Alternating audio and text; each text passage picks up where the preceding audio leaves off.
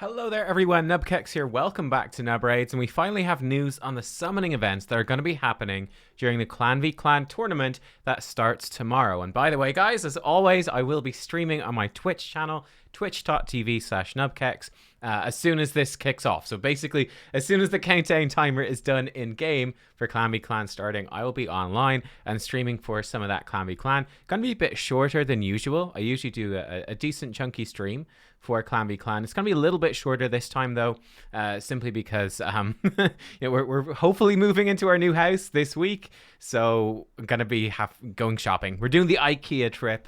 You got to go do a trip to IKEA. So we're going to be doing that tomorrow. So it'll be a bit of a shorter stream. But still, what are the champions that are boosted? Well, first of all, guys, there is no guaranteed event. Something not happening. No guaranteed summon, which is actually kind of crazy. Let me know what you think about this, guys. Check this out. These were the last guaranteed. So we've had a guaranteed from Ancients pretty recently at the start of September. We had guaranteed Voids at the end of August. The last guaranteed champion from Sacred Shards was actually the 29th of July. It's been almost 2 months, and it is not, at least unless it's a surprise, it is not happening during the CvC. So it certainly raised the question, at least for me, of when the heck is this next guaranteed summon going to be? There's a good potential that it's so delayed we could see a couple back-to-back pretty close together. I really don't know. I really thought that there would be one by this point, so I'm really not sure. One thing that does make me a little bit nervous is perhaps, guys, what's this for a superstition? Perhaps not many people went for the guaranteed Turvold. And what we have happening, this is why I'm suspicious, right? We have the Seal of the Drake skin. It's going to be part of a tournament, the Seal of the Drake's reward, Friday. So this Friday, it's going to be that. I wonder if they might do something nuts, like just completely out of the blue, do another like guaranteed void or something during that Seal tournament. But like that's super crazy. So I don't know. What do you guys think? I really don't know what to expect at this point. It could really be anything. But yeah, that's sort of, at least for now, no guaranteed champion during CvC, which, yeah, I'm kind of shocked. Maybe they'll still spring it on us as a surprise, but I kind of feel like they're telling us these champions are going to be boosted. They would have told us. And they're very good. So we do have good champions boosted in 10x events. First of all, so tomorrow, that's Tuesday, the 27th, there's going to be Theodore The Savant is going to be boosted from Ancient and Sacred Shards, 10x event for him. So people are going to go crazy for this. This is going to be a massive whale event, guys.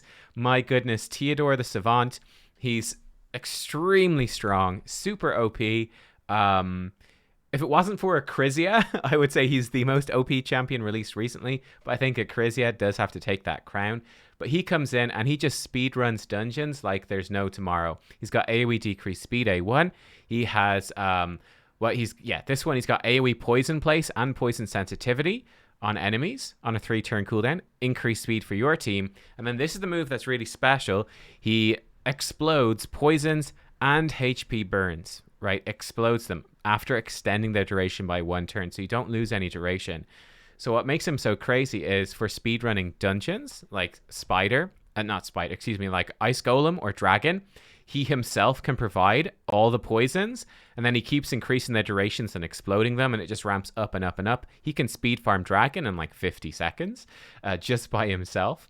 In Spider, he can obviously explode HP burns like Sissia does, so for speed farming Spider, he's extremely, extremely good. It's not a hit, so it's easier to use than she is. He's just insane. He also gets resist for every poison out there. This helps with Ice Golem in particular. He's also very good for Hydra because he is bringing increased speed, decreased speed. He's got AoE attack here. And then he can explode HP burns. And the poisons are useful against some of the heads as well, so he can explode those too. Accuracy in all battles aura. He's got great base stats. He's super strong, super strong. So yeah, I mean, look, if you're close to Mercy Timer, it pretty much is. Like if you're going to hit Mercy in like 20 Ancient Shards, or if you're really big chunk into Sacreds, I think that's unlikely you've got any Sacreds left. If that's the case, it could be worth pulling for Theodore because he is that good. Then for the Void Shards, we've got a Void champion on Wednesday. It's the 28th. And it is to Hanarack. Yes, to Hanarack coming in. To Hanarack is an S tier Hydra champion. she is bringing you decreased speed, single target, and continuous heals. Then she's cleansing your team, more cleanses. This is like Doom Priest on steroids. Bonus cleanses and allies under continuous heal. She brings increased speed, increased defense. One thing I've been noticing with Hydra and theory crafting teams for Hydra recently, actually, is that there's not a ton of good, it's surprising, not a ton of good increased defense champions for Hydra, which I do think is surprising because there's a lot of them in the game, but a lot of them are very focused on Demon Lord Clan Boss, and their toolkit is not as useful in Hydra. Let's say, what's his name? Iron Brago is a great example. S tier for Demon Lord. He's fine for Hydra. He's not terrible, but he's also not amazing, you know? Hanarack also has got decrease attack, block buff, single target, and then she can spread that onto all enemies. So if you target a head that doesn't have any debuffs on it, she will spread block buffs AoE, which is really strong and a great, really good accuracy aura. Great base stats as well. Hanarack is super strong. You see her in a lot of the top Hydra teams.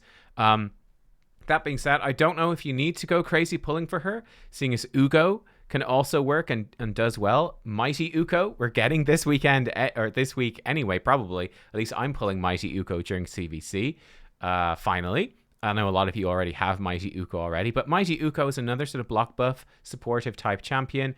Block buffs decrease attack. So for me, this makes it kind of like a time where Hanarack wouldn't be as exciting. But, I mean, all the same, if you're really close to Void Mercy, she is incredible.